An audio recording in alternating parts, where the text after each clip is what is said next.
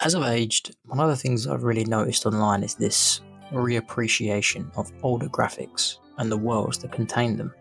I'd say this feeling is applicable for numerous genres and franchises of games through the years. Whether it's that low poly PS1 era stuff, where game developers were trying to make people and areas in games look realistic, and in turn ended up with this, or the earlier, perhaps more basic sprite-based 16/8-bit aesthetic games had in their more formative years, or even the era of gaming that started to really push the graphical boundaries. I mean, we're even seeing some new games adopt old graphical styles. Look at the likes of Celeste or Shovel Knight. By age, these games are modern, but if you knew nothing about them and somebody told you they were released in the late 90s or early 2000s, you'd probably believe them.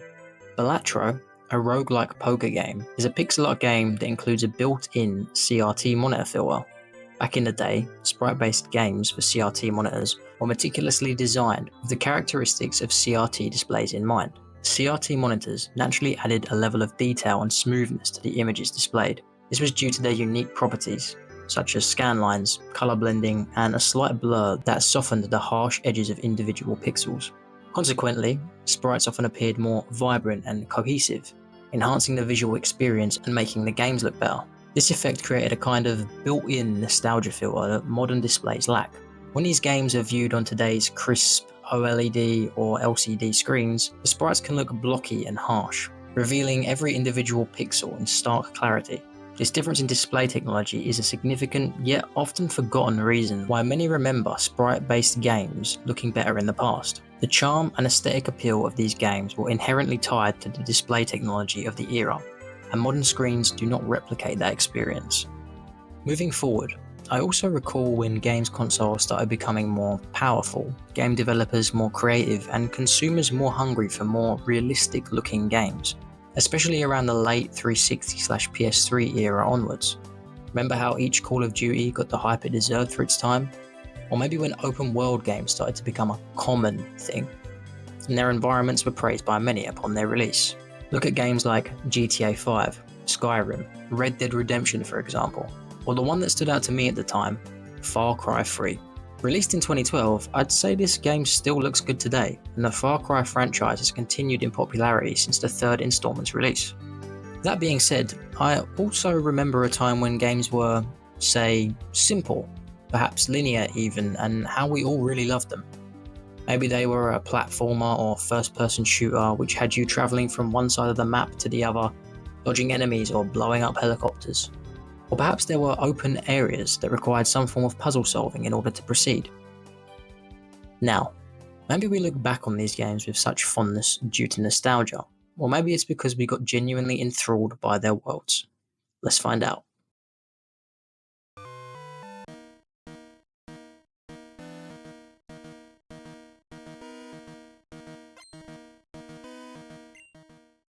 Now, it would be remiss of me to talk about older graphics and not talk about the reason most of you subscribed here in the first place: Pokemon.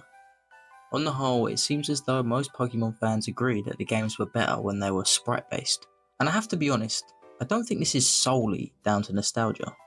I think Pokemon from Gen 5 and prior just look more polished, would be the word I would use to describe it. I mean, go on DeviantArt and look at new Pokemon in the sprite-based aesthetic and tell me they don't look good. You can't. I think this is why it seems more and more people are defecting from mainline Pokemon games and favouring fan-made ROM hacks. A lot of the most popular ROM hacks out there are that kind of Gen 4.5-esque visual. Now, I suppose this is partially down to the fact that it's probably easier to make a tile-based game as opposed to the whole 3D model type of Pokemon games you have today, but I think it's clear these ROM hack developers also know what they're doing. The sprite-based worlds from Gen 3 and onwards just look so homely and inviting. I mean, look at the National Park from Heart Gold, Soul Silver, especially in the evening, and tell me you wouldn't want to take a little stroll through here whilst listening to your favourite songs or podcasts. Or how vibrant the path beneath Bell Tower looks. When I saw this tiny pathway on an advert for these games back in the day, I couldn't wait to go there, so I was a little disappointed that this path only ended up being about 20 tiles long.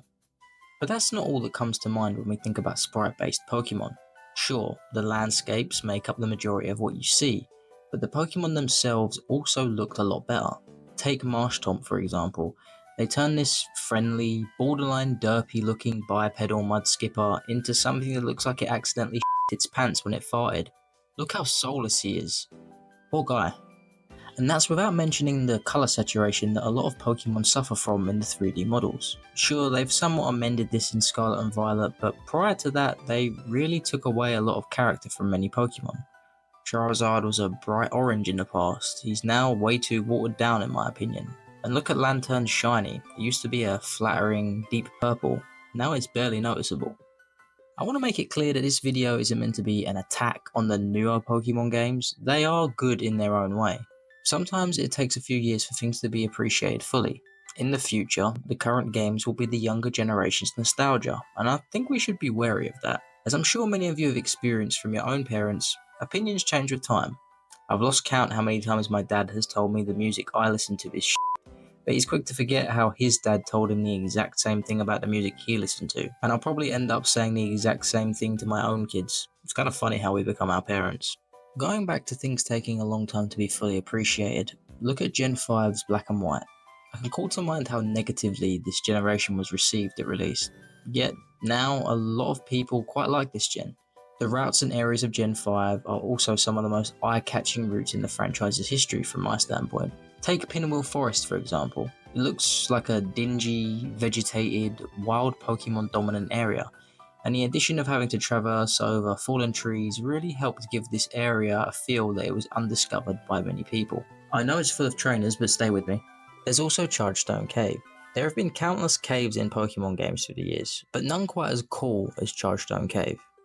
All the previous caves are a bland, monotone brown or grey colour. There's just something about that subtle, bluey, purple aura that runs through the walls of this place, as well as the obvious floating electric crystals that you can interact with. I know there's an area similar in the Blueberry Academy in the Indigo Disc DLC, but it just doesn't have the same charm as Chargestone Cave. In addition to the places I've stated previously, I always loved the Relic Castle, the Dream Yard, and Route 120 in Hoenn. Look at these puddles, the reflections, the contrast of the vibrant green on the light blue of the water, how they complement each other, and how the brown cliff faces / mounds really help magnify this. I have to say I think Route 120 still looks good in the Gen 6 remakes too. Look at this place at night, it's gorgeous. Let me set the scene for you right here. You're on a Pokemon journey, you've been travelling all day, nightfall is approaching and you're on Route 120. You decide to camp out here and chill by the campfire with your friends and Pokemon you're travelling with. Imagine the views, the stars reflecting off the water and puddles. Maybe there's Illumise and Volbeat floating around near the water's edge, which gives the place a cozy, warm feeling. After you've eaten and exchanged stories around the campfire, it's time to sleep. Where do you go? A tent? No. Into your secret base, of course. It's like a snug nook or inlet in one of the brown cliff faces or mounds I mentioned earlier. You or one of your friends has a fire-type Pokemon with the Flame Body ability to keep the place warm and it's now raining outside. Imagine that for a second. Isn't it crazy how pixels on a screen can really set your imagination off? And don't even get me started on a Gen 4 Eterna Forest. Everything about this place just makes me feel like this is what a pixel art forest should look like.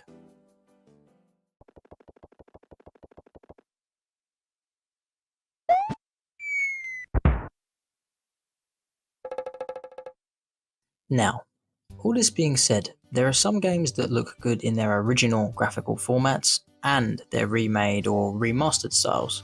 I think Pokemon Mystery Dungeon is a prime example of this.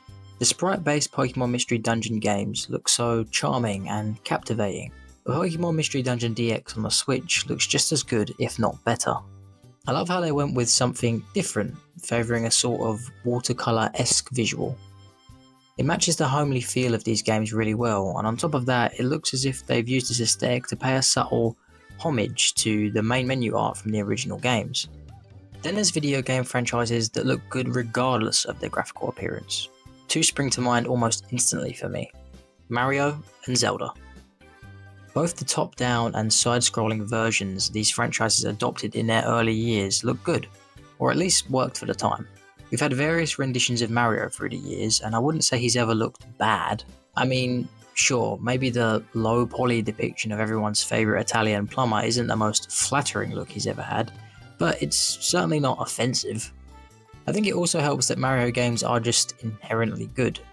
Every side-scrolling Mario game is fun to play, and there's also third-person platforming versions of Mario, Mario Kart, and let's not forget Super Mario RPG or Mario Galaxy. All bangers and all visually pleasing. Even the Mario movie looks good. And of course, we can't forget about Zelda. I'll be honest, the first Zelda game I ever played was Breath of the Wild, so as you can imagine, I was somewhat spoilt by the cinematic presentation of this game. Breath of the Wild, along with Tears of the Kingdom, look realistic with a certain element of that Studio Ghibli feel. I know this is the kind of art style a lot of Pokemon fans want to see the future games embrace, and it's definitely an exciting prospect, even if you prefer sprite-based Pokemon. As impressive as Breath of the Wild and Tears of the Kingdom's graphics are, there's no denying that there's still a certain appeal to how the Zelda games look on other platforms too. The Zelda installments on Game Boy Color and Game Boy Advance are both nice looking, with Minish Cap having some of the most impressive pixel art I've seen on the GBA. I also find the visuals somewhat reminiscent of Dragon Quest Monsters Caravan Heart. I suppose we should discuss some modern games that use pixel graphics to great effect too. Stardew Valley, anyone? This is a game for those who love calming games that take up a lot of time. As I'm sure you all know, this is essentially a farming sim with the added benefits of unique storylines with interesting lore and quests. One day you could be planting crops, tending to your livestock, or fishing. The next you could be battling monsters in mines or sewers, or deciphering clues in desert dungeons. I dare say it's pretty much a top-down version of Minecraft or Terraria. And what do these games all have in common? They all fit into that sort of cozy game genre. A genre of gaming that has become more popular in recent times as the world has become more stressful. A genre that, in my belief, really complements this graphical style well. Pixel graphics have come a long way since their early years, and that's probably why these modern pixel games do so well. I like to think that there's an alternate reality where the Pokemon franchise kept its pixel look, and the modern games looked something like a top-down version of Owlboy or Eastward. Imagine modern Pokemon in this style for a second. Don't you feel happier already? Yeah, me too.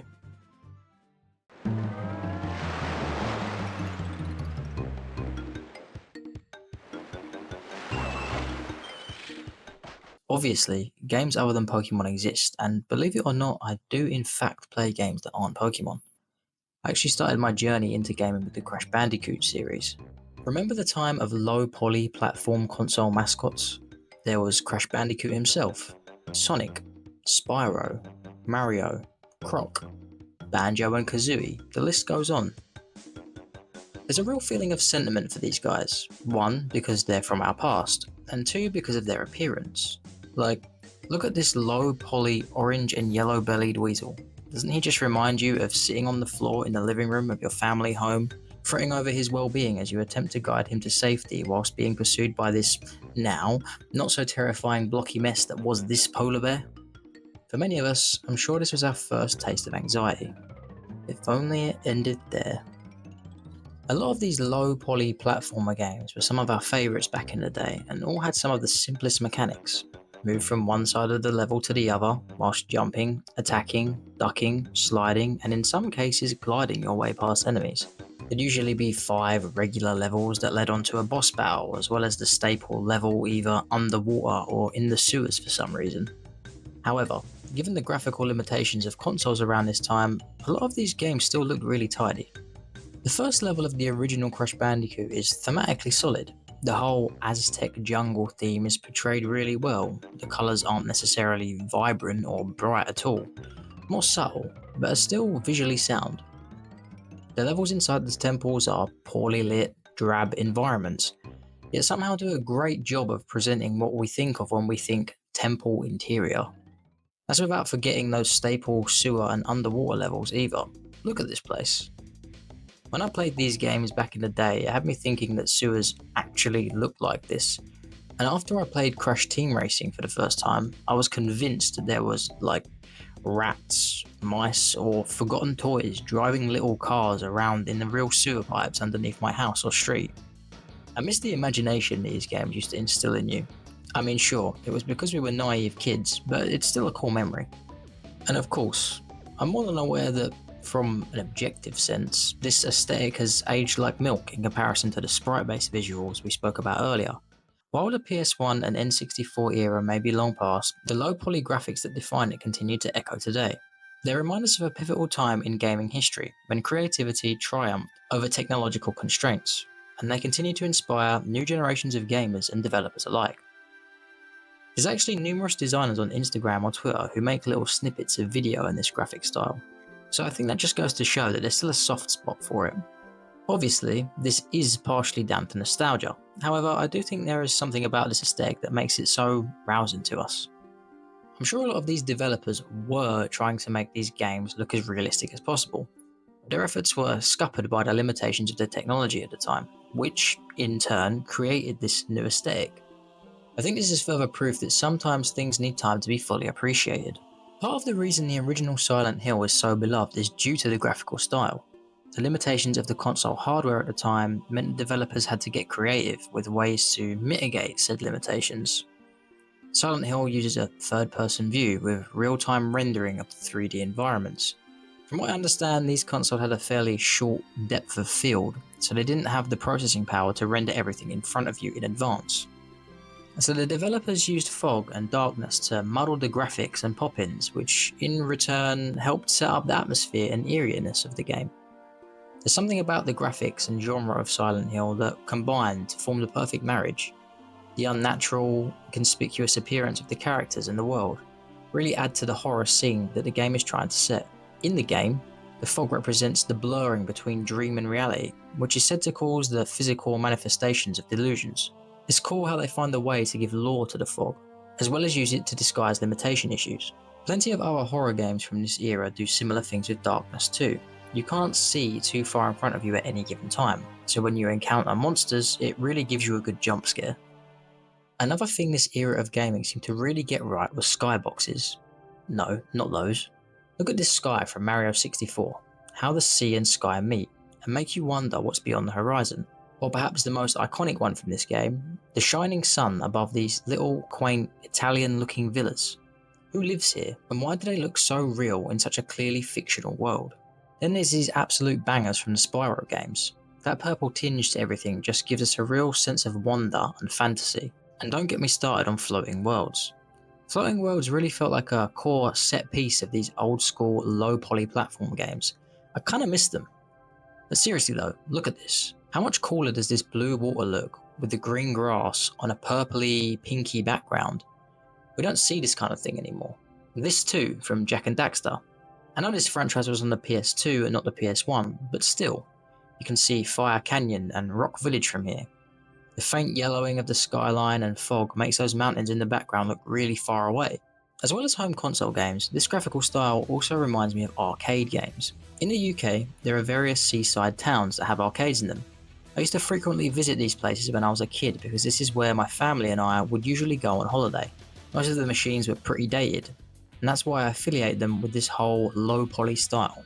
Look at games like House of the Dead, Tekken, Crazy Taxi, and the two that really spring to mind for me personally, Time Crisis and Daytona.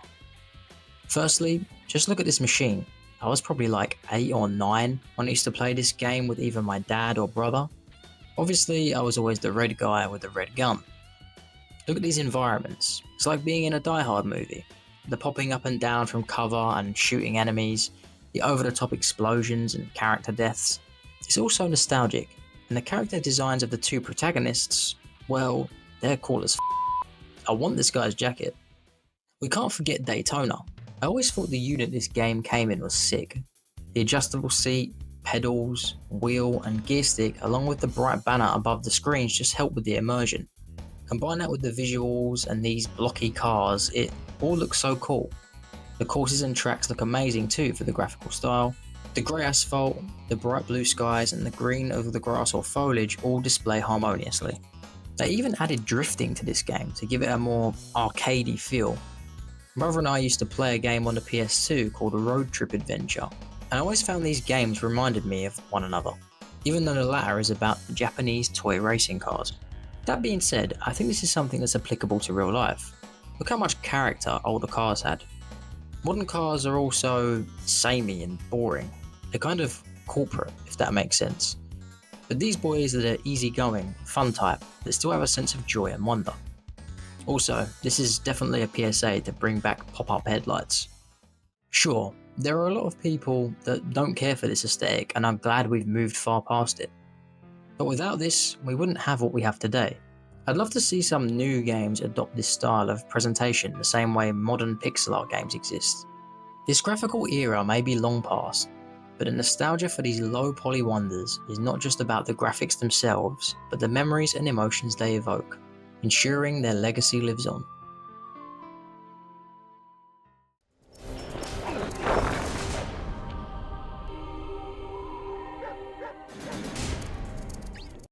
Cel shading is an art style that gives 3D graphics a flat, comic book-like appearance. This technique enhances the visual experience, emphasizing bold outlines, vibrant colors, and textures. It's a stylistic choice that perfectly complements many video games from the PS2 era onwards, with many games using it to great effect.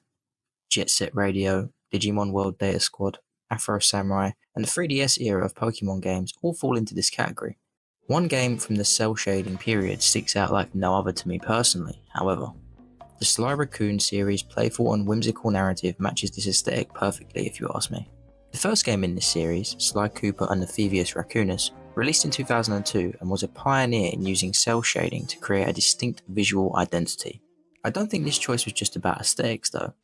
It seems like a deliberate move to immerse players into a world that has that sort of comic booky feel.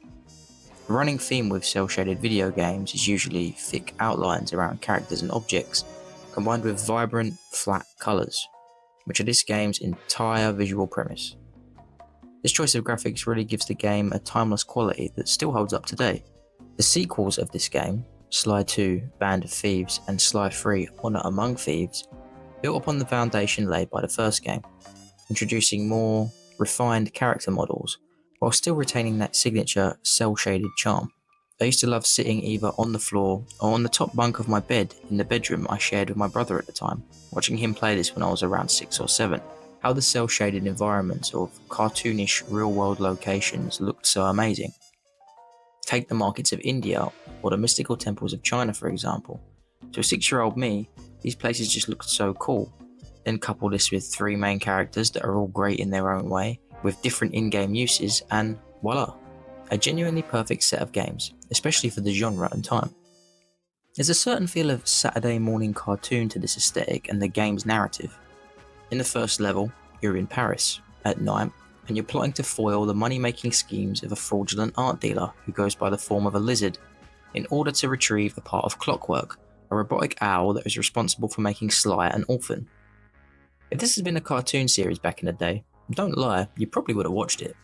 Especially if it had that Teenage Mutant Ninja Turtles or Teen Titans style to it. I suppose the developers were trying to capture the cartoon feel with the cel shading actually, since there are numerous comic book-esque cutscenes throughout the game.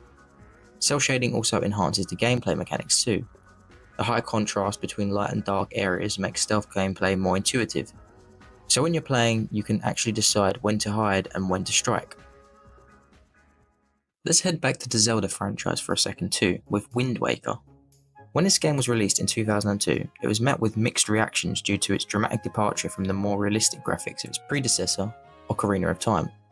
But it didn't take long for players to fall in love with Wind Waker's charming cartoonish look. Cel shading in Wind Waker does more than just make the game look unique, it breathes life into the world. Contrasting colours are stunning. Take Dragon Roost Island for example. The deep blues of the ocean contrast beautifully with the bright browns of the volcanic rock, creating a vibrant, eye-catching landscape. And then there's the Great Sea. The use of cel shading makes the open ocean feel alive with waves that seem to dance and shift dynamically under the changing sky. The bright, saturated colours of the sunsets enhance this effect, making every sailing adventure a visual feast. Sailing at sunset in this game gives me the same feeling that the National Park does in Heart Gold Soul Silver. That sense of escapism, like how I want to be on this boat or in this park doing whatever Link and Ethan are doing, or just plain chilling. Borderlands 2 highlighted the chaotic and unpredictable nature of Pandora using cel shading in a more grittier, mature setting. This post-apocalyptic world is brought to life with a peculiar blend of humour and vivid comic book inspired visuals. The bold outlines and stark colour contrasts make enemies stand out, which is crucial in a fast-paced combat.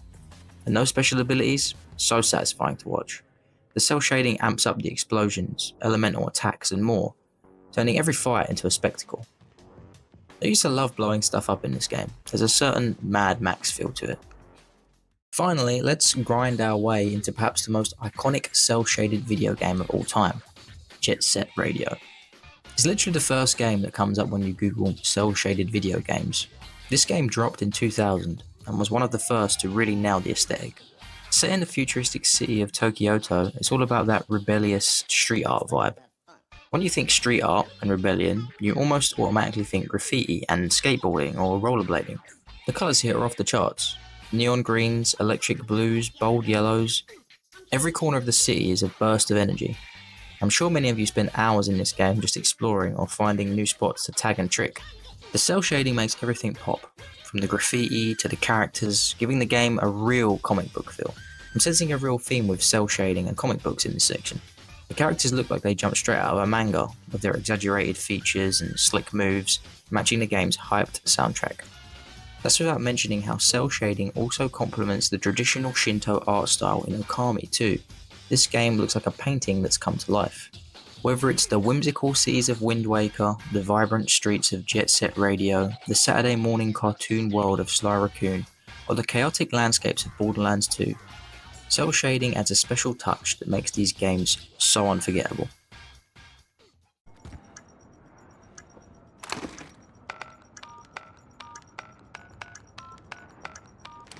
A window in time. I'm talking from 2007 up to about 2012. Wonder what lies here? You guessed it. Remember those sleepless nights, grinding through prestige levels, fending off hordes of the undead, and those jaw-dropping campaign moments in the various Call of Duties we put hours into through the years? The golden era of Call of Duty is considered by many to be from Modern Warfare up to Black Ops 2. Have you ever wondered why these games seem to tug at our heartstrings whenever we see a YouTube short about them with Fireflies by Owl C playing in the background? It's not just nostalgia and gameplay, it's those unforgettable environments. From a graphical standpoint, the Call of Duty franchise has always pushed the boundaries. Think back to 2007. Modern Warfare hit us with its realistic visuals and dynamic lighting.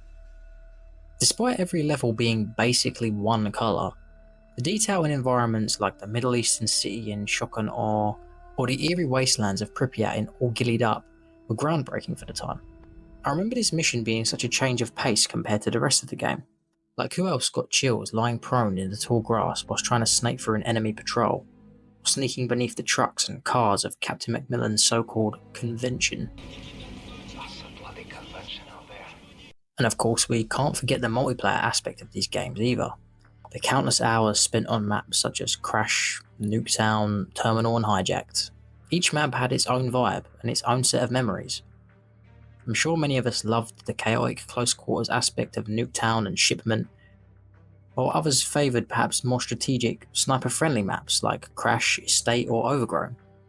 These maps weren't just levels, they were our virtual playgrounds, where friendships were formed and hate mail was exchanged. Thinking back, these games really did look good for their time.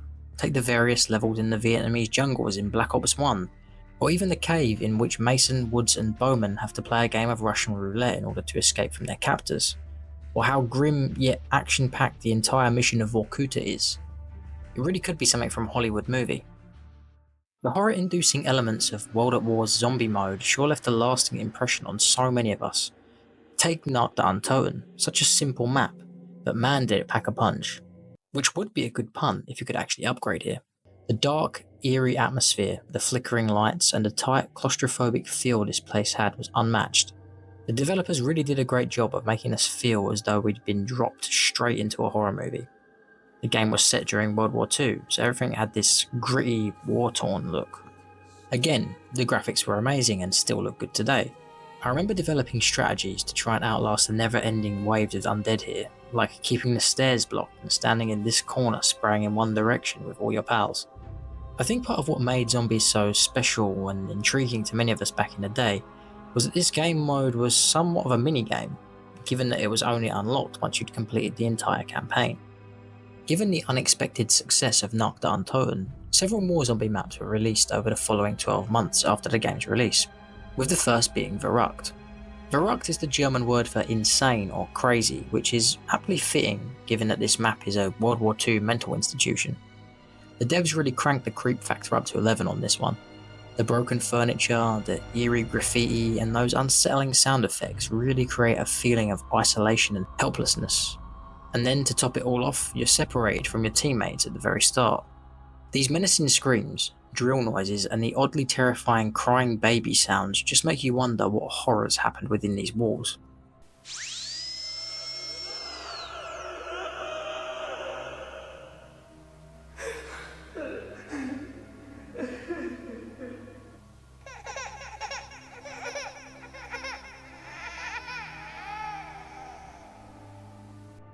Next up, Shino Numa. Translating to Swamp of Death, this map introduced the 4 original zombie characters. Dempsey, Nikolai, Takeo, and Richthofen all team up to take on the undead in this malaria-infested swamp somewhere in Japan. The visuals here were stunning. The hanging corpses, the murky water, and the decaying huts. All these factors combined to, once again, create a real sense of dread and isolation. Remember how you'd hear those distant zombie growls and not really know where they were coming from? Or how the swamp water would slow you down and you'd frantically spam the jump button in the hope it'd help you move faster as the zombies closed in? Maybe this was actually our first taste of anxiety. Step aside, Crash Bandicoot. Then we had Deriz, aka the Giant. This map felt massive compared to the earlier ones, and the graphics really showcased the derelict factory setting, the machinery, the teleporters, and those eerie, glowing eyes of zombies in the dark corridors. It was a visual feast. The Pack-a-Punch machine was like discovering a hidden treasure. The whole map had this vibe of a once grand facility now overrun with chaos. And the best part? The introduction of teleporters adding a whole new layer of strategy and panic when you found yourself surrounded. It's clear that the environments in Call of Duty from Modern Warfare to Black Ops 2 were more than just pixels on a screen. They were the stages of our adventures, the canvases of our memories. So, next time you load up one of these classics, take a moment to appreciate those nostalgic vibes. Because let's face it, these aren't just games. They're a reminder of the early era of first-person shooter games when things were simpler and better. An era when developers seemed to take things seriously and didn't give us character skins. Like this.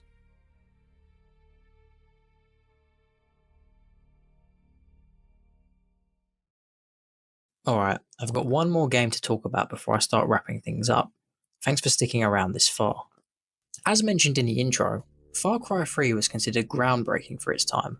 From its lush jungles to its memorable character designs, this game isn't just a game, it's an optic delight. Protagonist, Jason Brody, starts off as a bit of a whiny rich kid, perhaps the type that'd be an influencer in the modern day. The transformation you undergo whilst playing as Brody is fed by vengeance, after watching his brother get killed in cold blood by a group of pirates, led by the insane Vas Montenegro. Remember that cave mission where you get high on a questionable substance? Yeah, that was wild. And a nice change of pace from shooting pirates and saving people. The visuals go from vibrant and lush to distorted and surreal. Colours bleed into one another, the environment warps and you start seeing things that aren't really there. It's like the game really pulls you into Brody's hallucination. This isn't the only time Brody experienced hallucinations during the story though. You could forget the infamous weed burning mission. You're torching fields of marijuana with a flamethrower, and all while Make It Bundem by Skrillex and Damian Marley plays in the background. The flames look incredibly realistic, spreading dynamically as you unleash chaos. The smoke, the embers, the way the plants catch fire, it's all so well done. The mission itself is pure insanity, and the visuals make it unforgettable. Speaking of insanity, let's not forget Vas. This guy isn't just a villain, he's an experience. The insanity scene where he delivers that iconic monologue is burned into our brains. The close-up shots, the intense eye contact, the subtle animations in his facial expressions, it's all designed to make you feel uneasy and trapped in his gaze. Vas's character design is top-notch, making him one of the most memorable antagonists in gaming history. If I said the names Hoyt Volker or Buck Hughes, would you remember who they are or what they look like? Probably not, and these guys are the two other antagonists in the game. Far Cry 3's visuals aren't just about the big, dramatic moments. The everyday gameplay, from stealthily taking down enemies to exploring hidden caves, is filled with graphic details that enhance immersion. The way the foliage moves as you pass through it, the realistic water effects when you swim, the dynamic weather changes. It all adds to the feeling that this island is a real, breathing place. Even the animations when you skin a dead animal in this game envelop you even more. So, does Far Cry 3 still hold up today? I'd say so. Maybe it's the nostalgia, or maybe it's just because it's that good. But one thing's for sure, its graphics and visuals are a huge part of what has gone on to make it a classic. The game doesn't just show you a world, it immerses you into it, making every moment an aesthetic delight. From the pixelated adventures of Pokemon and the charming sprites of Super Mario, to the eerie, fog-filled streets of Silent Hill, we've seen it all. And let's not forget the bold, colourful worlds of cel-shaded masterpieces like The Legend of Zelda Wind Waker. Although all completely different games, both visually and mechanically, they all evoke the same warm, nostalgic feeling. And then we moved into the era that really started to push the boundaries of what graphics could do. The late 2000s to the early 2010s. Remember when we first loaded up games like Call of Duty 4 or Far Cry 3? The detail, the realism, the sheer immersion. It was like stepping into a new world. It wasn't just about playing a game, it was about experiencing a story, feeling like you were part of something bigger. We've come a long way from the simplicity of Time Crisis and the blocky charm of early 3D games. Each era of gaming graphics has its own unique magic and its way of pulling us in and making us part of its world. And sure, technology has advanced, giving us hyper-realistic visuals that can sometimes be indistinguishable from reality. But there's something truly special about looking back at where it all started and how far we've come. It's been fun sharing these memories with you. I like to keep things nostalgic and anecdotal here on this channel. If you've got any favourite graphical moments or games that blew your mind, drop a comment below. I enjoy reading everyone's comments about the games they loved growing up and the memories they have for them. That's all for today. If you made it this far, please consider liking and subscribing to my channel, as this helps me out in ways you can't imagine. If you'd like to support me further, I also have a Patreon. Link will be in the description of this video. Thank you all for watching, and I will catch you on the next one.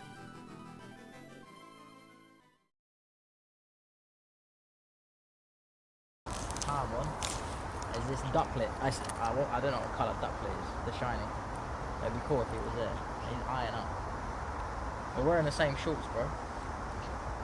Nah, he's not short. I think, yeah, he's gonna subscribe though. If you like this part, then you should subscribe too.